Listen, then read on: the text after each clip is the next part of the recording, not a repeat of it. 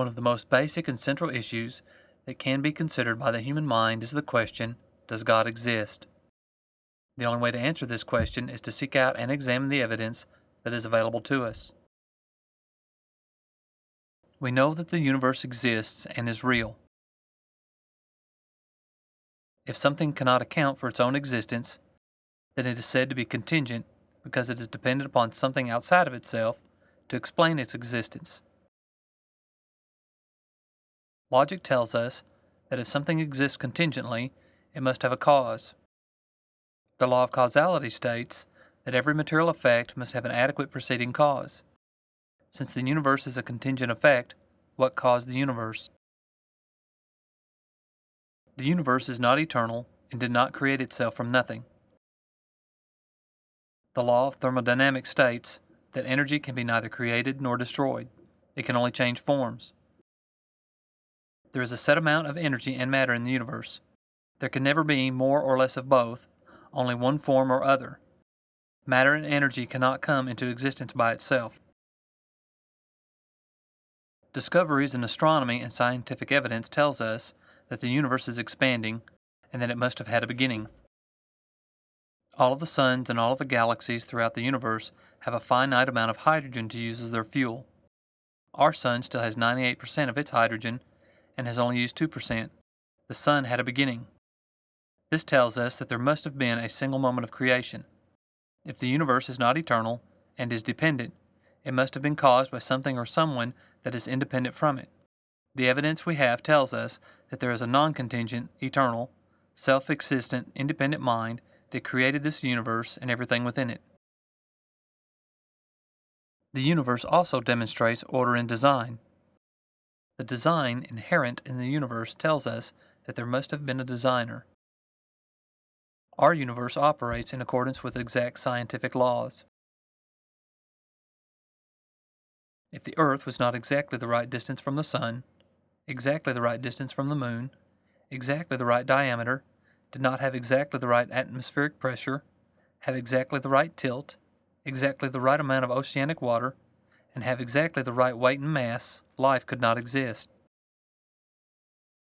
Scientists recognize 5 components that make up the universe: time, force, energy, space, and matter, all of which are found in the first words of the Bible.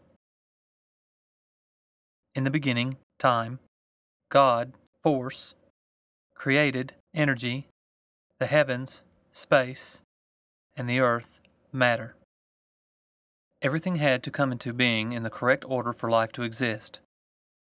Matter and light had to exist first in order to sustain plant life, which was needed in order to provide air and sustenance for the fish, the birds, and finally the animals.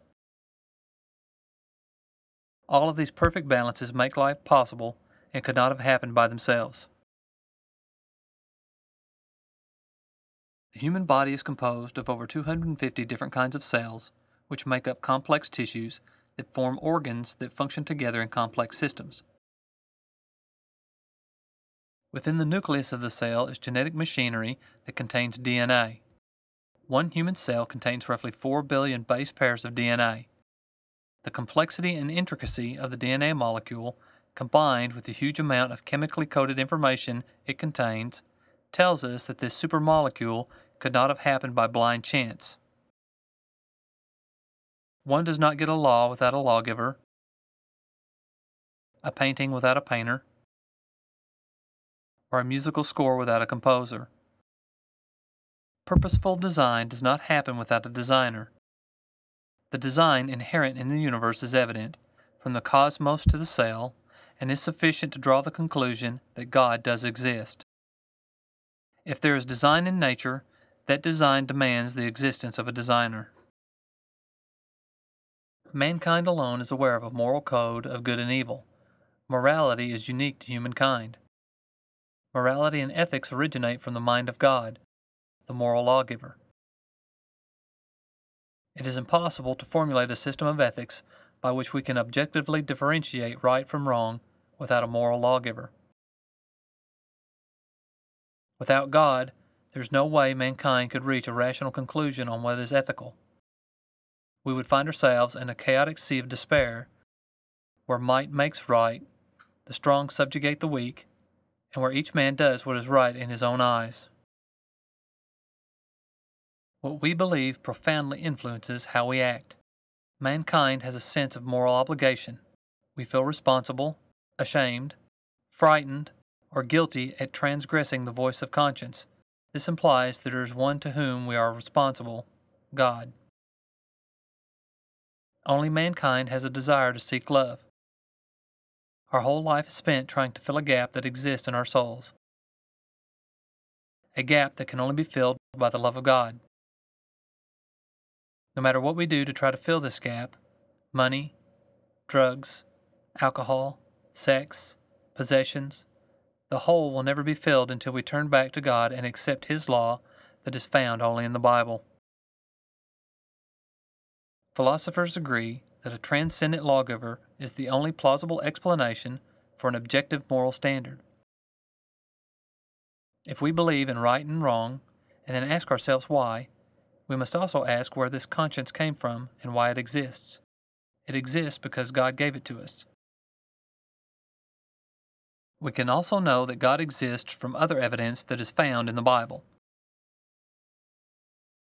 The 66 books of the Bible were written by over 40 inspired men in 3 languages on 3 continents over approximately 1,600 years and does not have any contradictions or inconsistencies. God also told the writers of the Bible things there is no way at that time they could have known. An example is found in Isaiah 40:22, where He tells us the earth is a circle. Leviticus 13:45 talks about germs and disease. Man did not discover this until many centuries later. We can know the Bible is from God through the prophecies that were made in the Old Testament hundreds of years before their fulfillment. Each one was accurate and complete. Archaeology has also provided numerous evidence to support that the Bible is from God. One example is the Hittites, who are mentioned over 40 times in the Bible. It was argued by some scholars that the Hittites never existed. They were discovered to be real in the late 1800s. This, with many other archaeological discoveries, supports the information given to us by God in the Bible. Together, all of these evidences tell us that God exists and that the Bible is from God. As we search for answers to life's questions, we can know who God is and what He wants from us by studying His inspired Word found only in the Bible. If you would like to know more about this topic, or if you have other Bible questions, please contact a Church of Christ in your area. Jesus